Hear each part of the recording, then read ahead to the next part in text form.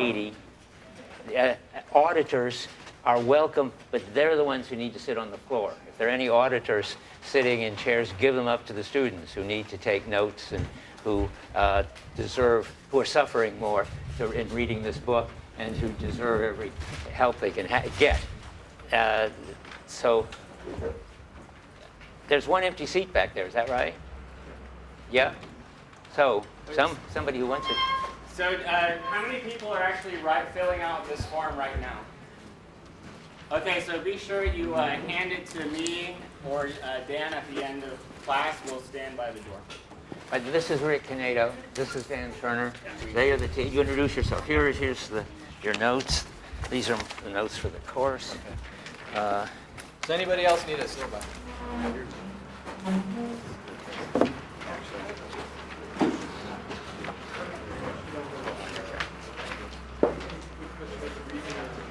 Are these the Heidegger numbers or pages?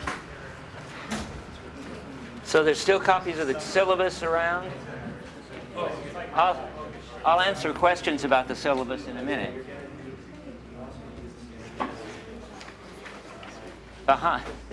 Is everything okay, Tao? It's great. As long as I'm not getting in anyone's way.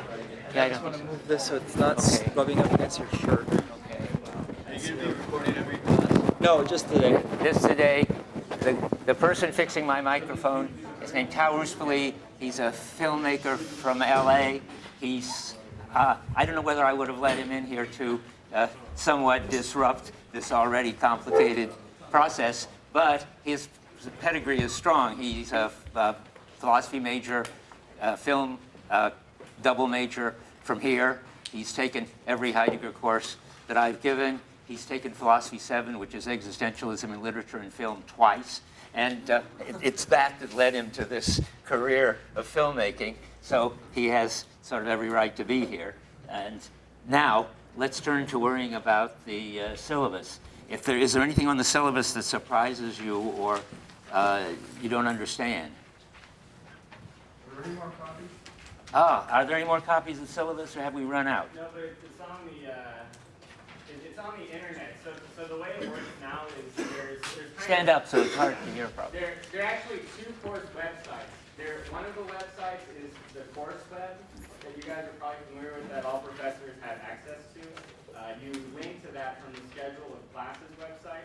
And then Professor Dreyfus also has a website, which is his personal website, and you link to that through the department. The one that has the syllabus is the course website. No, it now is on the personal one too. At least it's supposed to be, Okay, as of a few hours ago. Okay, good. Okay. You can find the syllabus there. But in the meantime, we'll go on with somebody if the best we can do. The most important thing on the syllabus, I mean, most of the syllabus just tells you where the course is meeting and when, and you obviously know that. So, and then what we're going to do, it's important, very important, to do the reading that we're going to be talking about. Of course, today you didn't have a chance to be forewarned, but from now on, it's practically impossible to understand it. But if you read it once before I talk about it, and again after I talk about it, and talk about it in discussion section, you will, I think, gradually get to understand it. It's like learning a whole new language. You will speak Heideggerian, and it will seem perfectly natural to you by the end of the semester. Right now, it is practically unintelligible, as you will discover when you try to read those first 8 pages. But keep at it. But don't get in this course if you're not really prepared. That's why I started to say the most important thing on the syllabus is the prerequisites. They're there not to make trouble, but to help you stay out of trouble.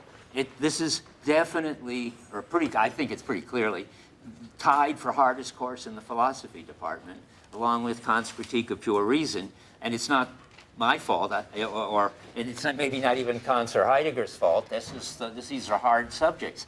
But anyway, you shouldn't be taking this at all if you haven't had the 25B, which is History of Modern, or some equivalent thereof. If you haven't already got used to the vocabulary of Descartes and Kant and just the way modern philosophers talk about transcendental arguments and so forth, and just plain subjects, what subjects are and what objects are, then you're going to be completely lost.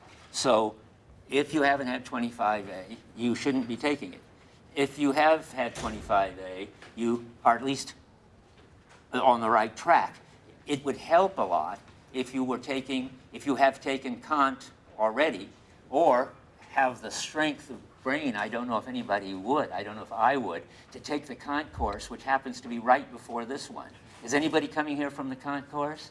I don't know what's going to happen, whether this is going to fry your neurons. I mean, the idea that you could have 3 hours of this in a row, it would be very illuminating if it isn't completely devastating. So we'll have to see. But it would be good either to take the Kant course before this one, or Searle's Philosophy of Mind. How many are coming here from Philosophy of Mind? Okay, well, that's terrific. I think that's easier to stand two courses back to back if they're Searle and me, than, and because, well, I don't know, I have this feeling that we sort of keep you awake for sure. Not that Dan Warren doesn't. It's just that it's hard. Just that it's hard, so hard to do Kant. Anyway, so I recommend very much that you take the Philosophy of Mind course and this one. It's just an amazing experience, which I wish I would have been able to have two courses that are talking about the same thing and at every point claiming exactly the opposite. So Searle is like Descartes, only brought up to date. It's more than like Husserl. In fact, very, very close to Husserl in many, many ways. Though he didn't get it from Husserl, if you're a very smart philosopher and live in this kind of Cartesian tradition, so this is way of thinking about things is bound to occur to you. And so Searle is really channeling Husserl and playing Husserl for this. And I'm channeling and playing Heidegger. So you get to have Husserl and Heidegger, who had this huge confrontation in Germany in the last century, see it replayed before your very eyes. So everything that John Searle says in his class, I'm going to deny and contradict, and vice versa. And you don't understand a philosophical position, really, unless you understand what it denies, what the opposite of it is, and why it isn't just self-evident. Well, it'll help you understand Heidegger a lot to see that there's another way of looking at it, namely Searle's, and vice versa. So and if you are doing that, then you're all set to take this. There is now this gray area of people who've taken 25A, but not Kant or Searle. But if you're a philosophy major, you should be able to do this course. If you're not, you maybe had better come to me in office hours and talk to me about whether you should, one, take it at all, or two, take it pass, not pass. That's an important option in a hard course like this. For philosophy majors, it's important to know that if you take this course pass, not pass, then you've used up your pass, not pass freebie, which lots of people use when they take the logic course. So if you want to take the logic course pass, not pass, you can't take this one pass, not pass for the major. You can take it pass, not pass for your own fun. Okay, any questions about that? That's all very important, but pretty straightforward. What? I heard you were going to concentrate on Division 2 a lot more of this. No, but I'm glad you asked. Just the contrary. I have decided, in the background, which you don't need to know about, but it might help to understand why I do what I do, I'm trying to rewrite the commentary for a second edition, which I've been trying to do on and off for about the last 8 years, because by now I think it's about, 20% wrong, and then another 20% new things I would put in, and I've been beaten on by the reviewers for not having done Division 2. Reviewers are always saying, well, if they had done Division 2, it would have cast everything in a new light, and you can't really understand Division 1 without Division 2. I think that's completely false, and it's interesting that no reviewer ever says just what you would change in your understanding of Division 1 if you had done Division 2. But I think it's high time that I do Division 2 in the commentary. And so I either would do a lot on Division 2, which is what I did the last time I gave this course, or nothing on Division II, which is what I'm going to do this time. I think it was a disaster the last time I gave it because I tried to breeze through Division I, which is very hard and dense and important.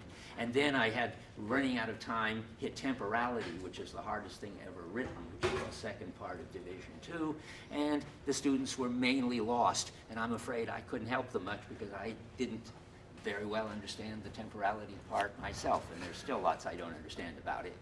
That's what keeps me from managing to write the revision, but I will get there. But I think for your good and for my good, the best thing to do is to really go through Division I and hit and talk about everything and not skip it at all, skip anything, and try to do a thorough job on Division I. Then without that, you really can't do Division II.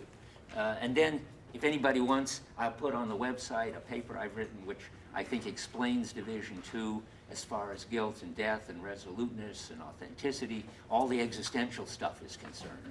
I think, and I offer you no help with temporality. You're on your own. So that's the answer to this. And if those of you who are in it for the existentialism, I'm glad you asked because truth in advertising requires me to say that you shouldn't hang in there for that. We're not going to do it. Follow-up question? Yeah. Are you going to teach Division II next semester?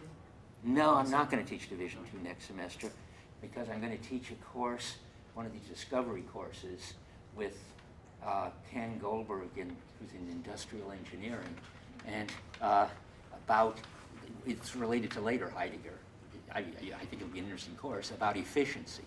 And we're going to teach a course about Frederick Taylor, who is the man who invented the production line and efficiency and what the philosophical presuppositions of that are. It's going to be called Questioning Efficiency, Human Factors, and Existential Phenomenology.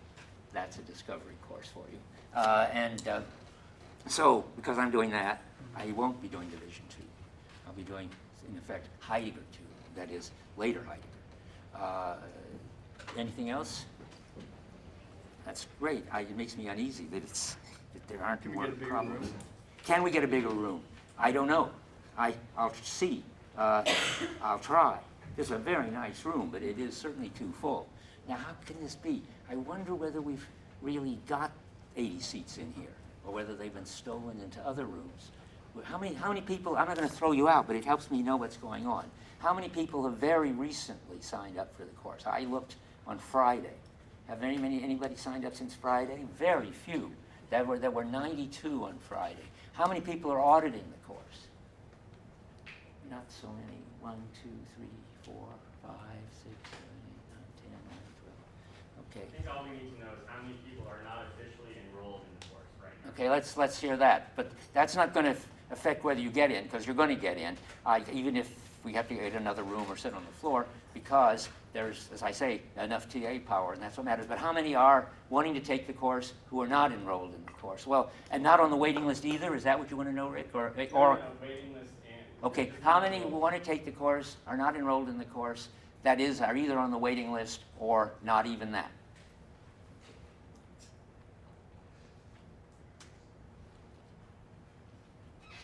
Yes, I'm assuming that's more or less how many people would be on the floor. Okay, yes, that's about right, 30. I think that's probably likely. And if all those 30 people took it, we would still, then it would be... You need another GSI. We need another GSI, right. So I can't just say everybody who wants to take the course will get in the course. We have room for what roughly 10 or 20, 15 at the most more people, right? Yeah. Okay. But I think after today, and after you try doing the reading that I've assigned for today and for the next lecture, There's a high rate of attrition in the course. What?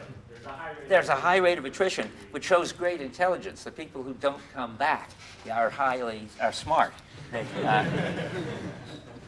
Because and I almost surely will give it again. Well, this wouldn't help any of you. I mean, you should be upper division. Freshmen and sophomores certainly shouldn't take it. And I'm almost sure to give it again, as far as I know. When you who are freshmen and sophomores will be seniors, which is the time to take it. You should really take this course after all other the philosophy courses, because Heidegger's sort of the last word on philosophy. In a certain way, that it's the end of philosophy, but not in a bad way, but in a kind of way that sets things off in a new direction. Okay, I'm going to go on from here. Here we go. Oh, yeah, one more thing. I'm looking at my notes here for a little more business yet. All of you should be reading the Being and Time translation of Macquarie and Robinson, the standard black-covered one. Don't read Joan Stanbaugh, part because it's deceptively clear and simple, but only by leaving out all the nuances, and partly because I'm going to be constantly citing pages, and the only pages I'm going to be citing are the ones in the English translation by Macquarie. So that's the one you need. So it's a black hardcover. Is there a paper version? Somebody said there was. I don't think I've ever seen one. Anybody have a paper? There is one. It's like blue. There's a blue one. Yeah. Are you sure? That's not Joan I've seen Stanbaugh. it. It's not Joan Stanbaugh. No. It's that one. Okay. Well, have it in either. I trust. And nobody's got the blue one. I would like to hurry up and find out whether the pages are the same. Nobody. Okay. Well, let's see. What else? Okay, quickly, some other things. There's a list of books down there on the syllabus. All of them good books about Being in Time. I'll say something about them next time. But the main thing is, it's best just to read Being in Time over and over, and not these other people. But if you like to read other people, I've collected the very, very best other people and the very best, and the Heidegger books that are very relevant to this one. And I'll hand out sort of list of what the relevant related reading is for each week, starting next week. Oh yeah, one more thing. The grades will be based on 2 papers, and they'll get 45% of the grade each, and participation in discussion sections will be the roughly remaining 10%. That's sort of to express the fact that it's required, the discussion sections. It's very important. You can't imagine how little you could get away thinking you understood something when you didn't if you aren't there in discussion sections trying it out. And so the discussion sections will determine if you're on the margin, whether you get an A- or a B+, for instance. Yeah? 2 questions. First of all, if we want to take it pass, not pass, will there be different requirements? Oh, no. The way it works is when you take a course not pass, you get graded exactly like everybody else, but if you get a C- or higher, you pass, and if you don't, you don't. Anything else? Okay, into the... I had a second question. Yeah, go ahead.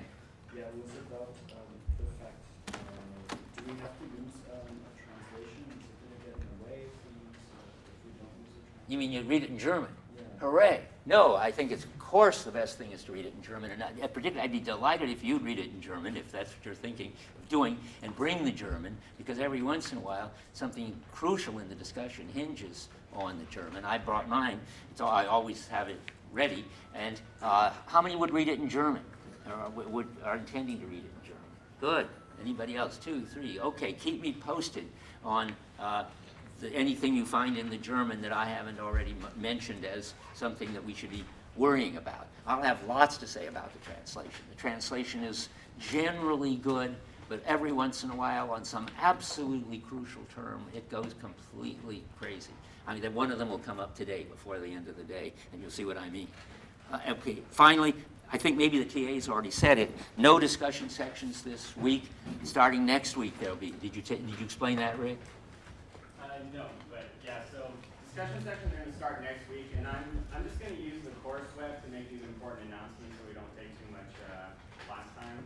But make sure you come the first week of class if you really want to take the course, so come tomorrow.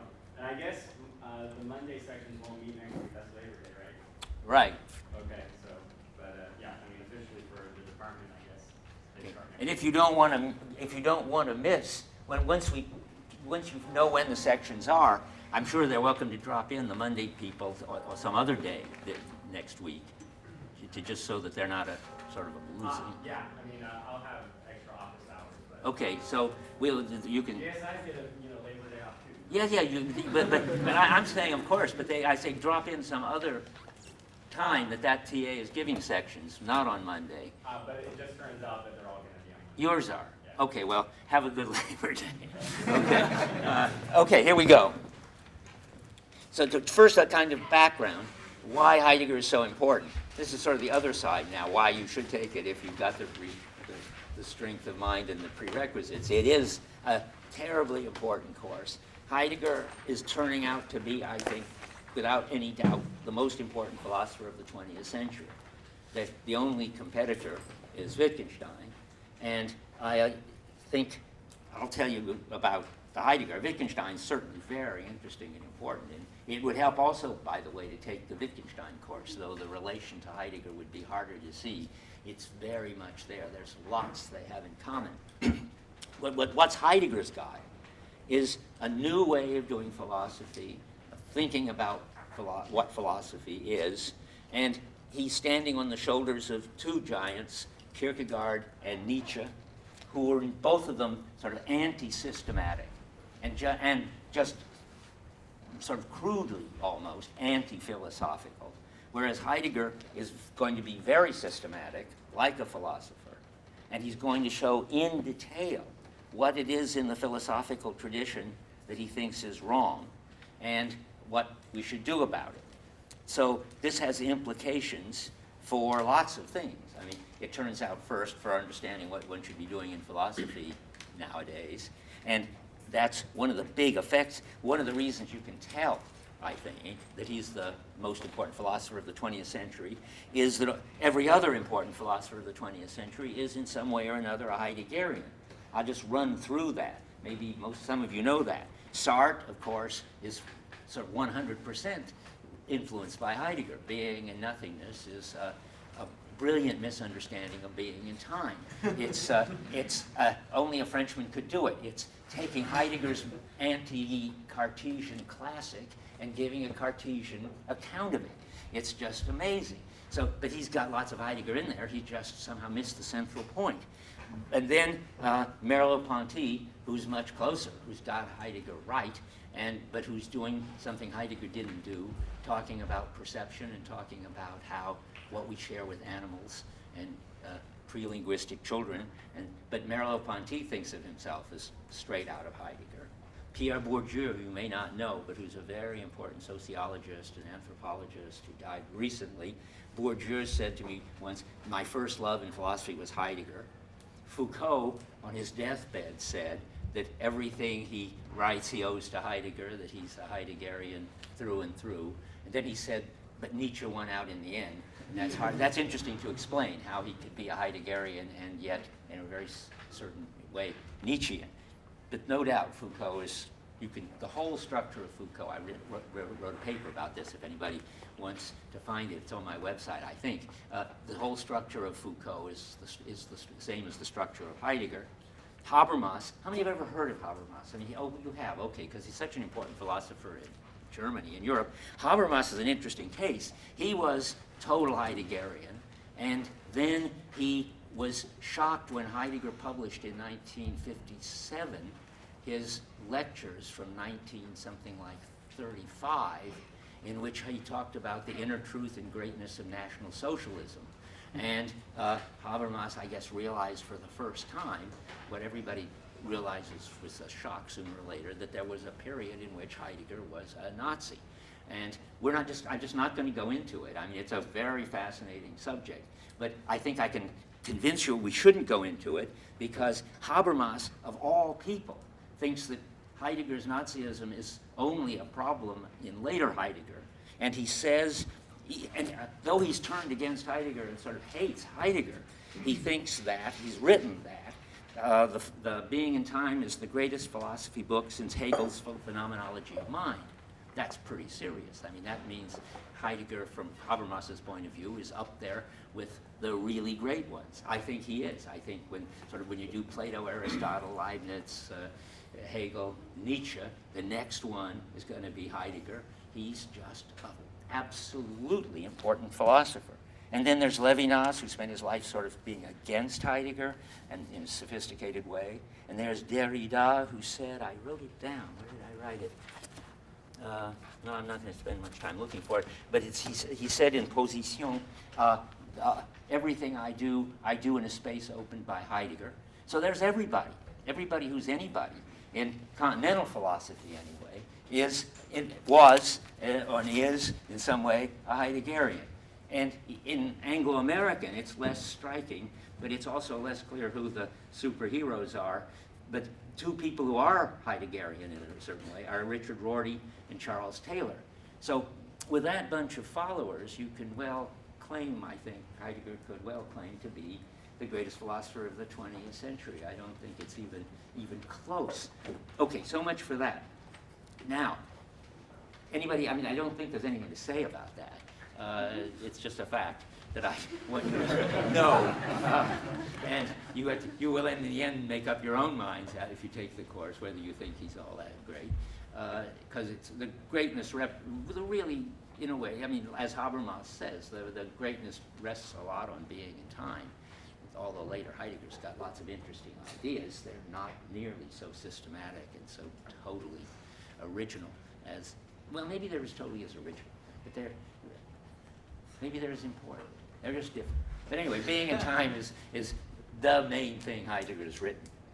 Now I'm going to go talk for the rest of the time about the issues, the hard stuff. Okay, so this is about being and time. And being is what I want to talk about today. Being is what those first 4 pages that I put down is what you would have read today if I had been able to tell you. How many did? Because we did put it on the web, didn't we, Rick? What they were supposed to read today, we put on the web? Yeah, I'm just curious. How many read from those pages? I sent it in the group email. You sent it in the group email. How many read from 24 to 28? Very few. Okay. It must have been pretty unintelligible, I suppose, but that's you're supposed to begin to understand the new language. Well, I'm going to try to make it intelligible. So the important thing to know, and this is a kind of way to get oriented as you go into the rest. By the way, I took it Rick had trouble hearing me. Are you having trouble hearing me over there anywhere? Anybody? If you do, just let me know. Okay, so there are 3 modes of being. I can't tell you until later in the lecture what being is, so to speak, what I mean by being. But it has to sort of grow on you as I explain it. So the first mode of being is the mode that the traditional philosophers have always understood. That is the only mode of being that traditional philosophers ever understood. And Heidegger calls that presence at hand. That you see in Being and Time a lot, because that's an very, very important mode of being. The traditional philosophers weren't wrong. And the German is Vorhandenheit. And I have to tell you at some point that there are all these different ideas about how to translate these important terms. Vorhandenheit is presence at hand in the Being and Time, but in my commentary, I'm calling it occurrentness. And unfortunately, in Basic Problems, which is the most relevant book by Heidegger, which are his lectures given the year Being in Time was published, is sort of Heidegger's course on Being in Time. The translator there calls it extantness, and it's pretty upsetting that you've got all these terms for the same term. I can't do anything about it except just warn you that, and so maybe I should even write it on the board. So we've got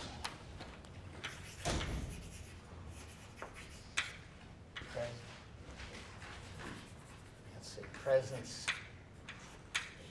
at hand. Then I call that occurrentness. Hofstadter calls it extantness.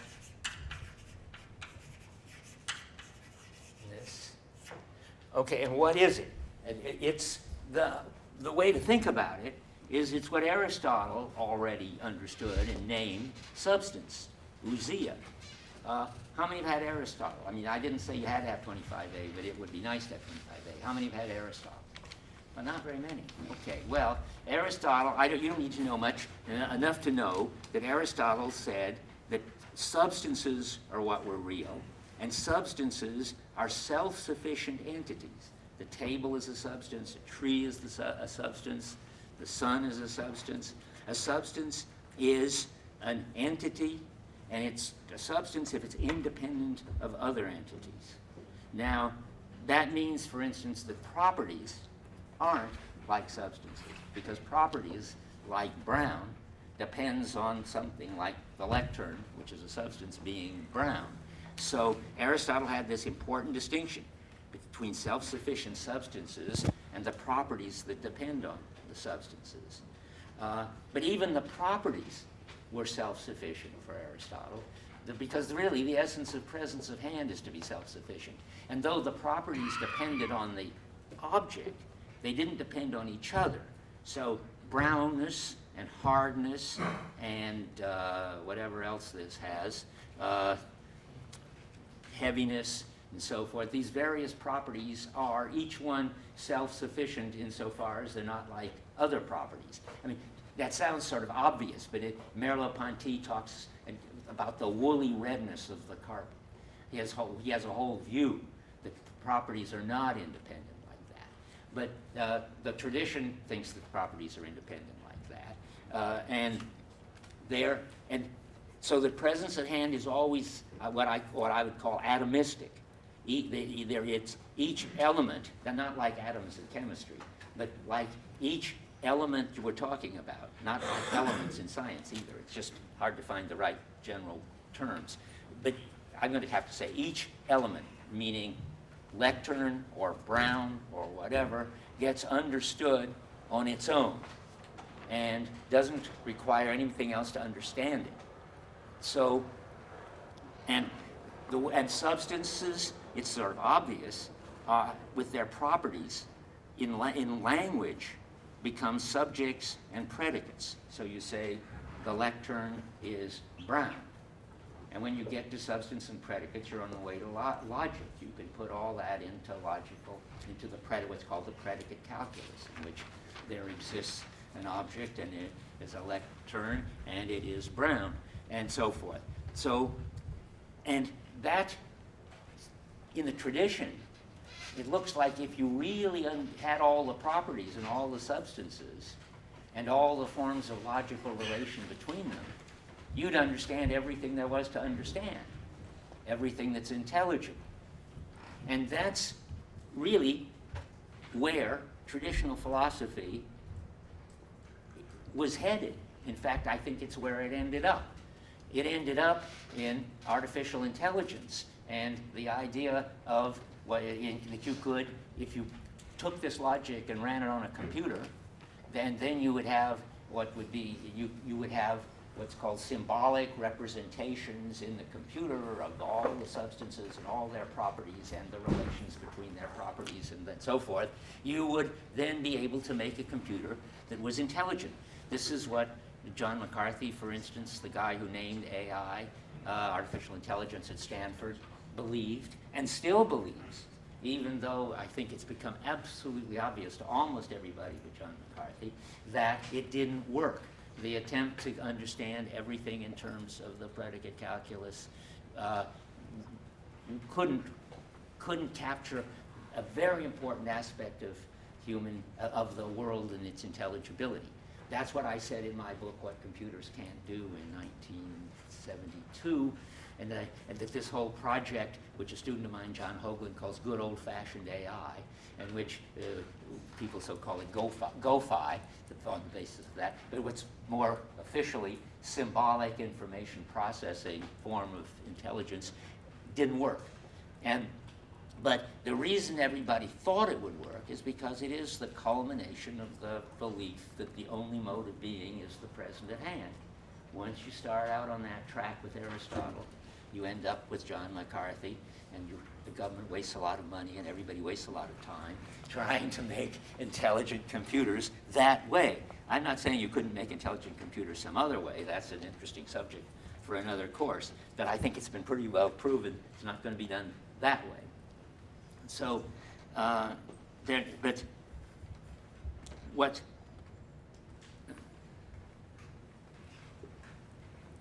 can't read my own notes. It seems very surprising. Okay, well, it's going to turn out in a minute that there's obviously another mode of being, which the tradition didn't understand. And it's one place Heidegger suggests that Anaximander, the first of the pre-Socratics, who wrote roughly in 700 BC, did have a sense that there was something else, another understanding of being, in which he talked about being having to do with custom and being having to do with skill.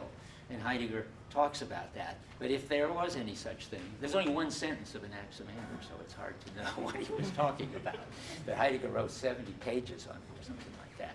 Anyway, except for this bizarre exception, nobody has paid any attention to this other mode of being, which is certainly as important or more important and as pervasive or more pervasive than presence at hand. And it's a mode of being which Heidegger calls readiness to hand, Zuhandenheit in German. So you get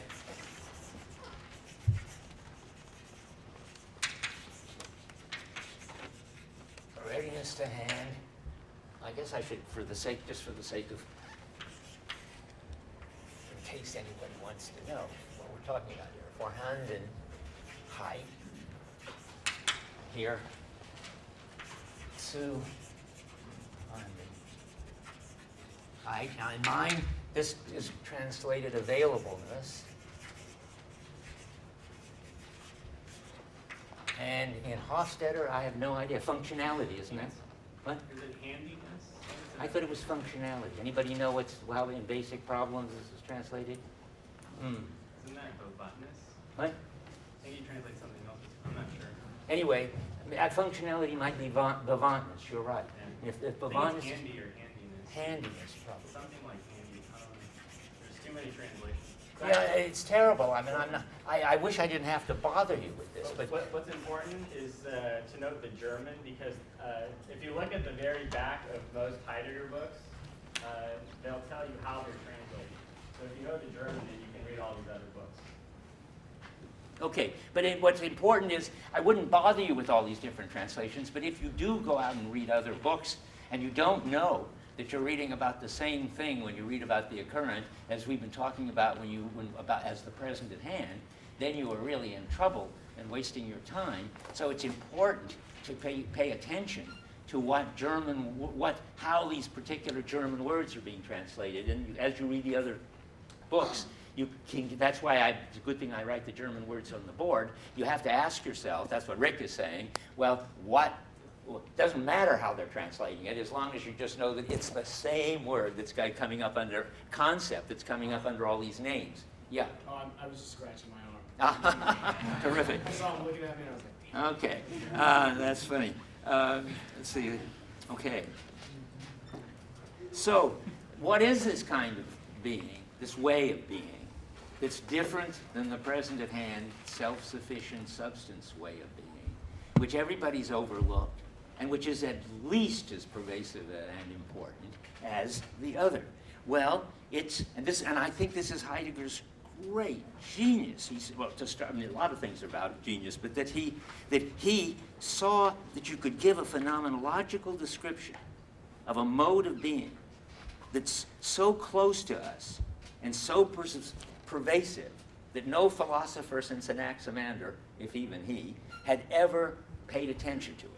And that is what my language for it is skillful coping. It's the way we deal with things when we're using them. And in Heidegger talk, he brilliantly just decides to pay attention to equipment and how we use what equipment is and how we use it. And when he does, he in effect overthrows the whole You can use that to overthrow the whole Western tradition in philosophy. It's just amazing. I mean, it amuses me now that I remember it, that Habermas actually said this. We were giving a seminar together in Frankfurt, and I was talking about hammering, which is what Heidegger's always talking about. And Habermas said something like, Bert's talking about hammering, and he thinks, and it looks like he's making a sort of straightforward phenomenological point, but he's really bringing down the whole history of the West. And I hadn't really thought of it that way, but it's exactly what Heidegger's doing. He's showing that there's something absolutely important that's been left out in all of the philosophy of the West, and that is that equipment is never self-sufficient. It's always defined in terms of other equipment. He talks about in the reading, not for this week, but for next week, about desks and lamps and